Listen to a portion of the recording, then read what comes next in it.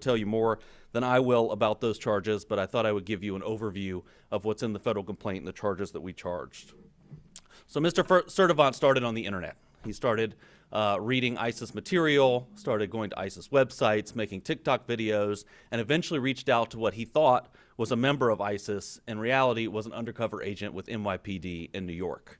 He pledged his allegiance to ISIS with that undercover agent, and he disclosed his plans to, quote, do jihad soon.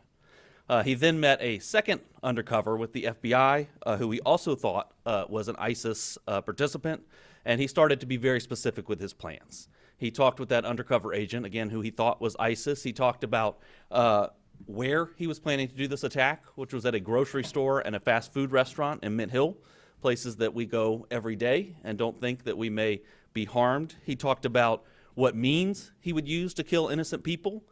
He said he was going to wear a Kevlar vest and attack people with knives and hammers. And of course, he talked about when he was going to carry out this attack, which was New Year's Eve. A time when American life is on full display, right? We're all out there in crowds celebrating all that has happened this year, all that is to come, that we are so proud of. And that is when he planned his attack to attack that American way of life. The FBI executed a search warrant at his home, and they found the instrumentalities of the attack. They found hammers and knives hidden under his bed. They found notes where he planned his attack and detailed his attack, and plans for how he was going to carry out this attack. It was a very well-planned, thoughtful attack that he had planned and that was fortunately foiled here. He was preparing for jihad, and innocent people were going to die, and we were very, very fortunate they did not. But the fact that along the way, in this extensive planning of this attack, he encountered not one, but two undercover officers should make the public feel very, very good and very safe. Because law enforcement is out there every day, and we know they have a lot to do. But they have people out there making sure that as people plan these terrorist attacks, they have stops so they find it. And they did find it here. And on Christmas, while we were all opening presents, they were sitting in a driveway making sure that the public was safe. And we're very, very appreciative of that.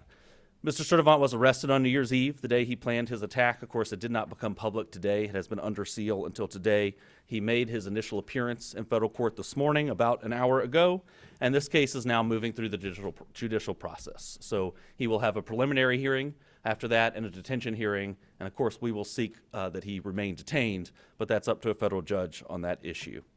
He faces a statutory maximum sentence of 20 years. But as I always tell you, every individual defendant gets a sentencing hearing where a judge takes into account a host of factors under the United States sentencing guidelines. They look at that individual defendant. The judge, he or she, looks at that individual defendant and makes a decision on sentencing. So we don't know what the ultimate sentence will be here. Originally, I think it is notable, as part of their efforts, the FBI took Mr. Sturdivant to a state magistrate judge to try to have him involuntarily committed. And that was because he had threatened not only other people's lives, but in the process said that he planned to die by a policeman shooting him. So he had threatened other people's lives and self-harm, but the state magistrate judge denied involuntary commitment. Fortunately, the FBI did not give up then and continued to build a federal case and get the evidence they needed to charge him and detain him and keep everyone safe on New Year's Eve. And I'm very, very thankful for that because countless lives were saved here. On New Year's Eve, everyone is at the grocery store.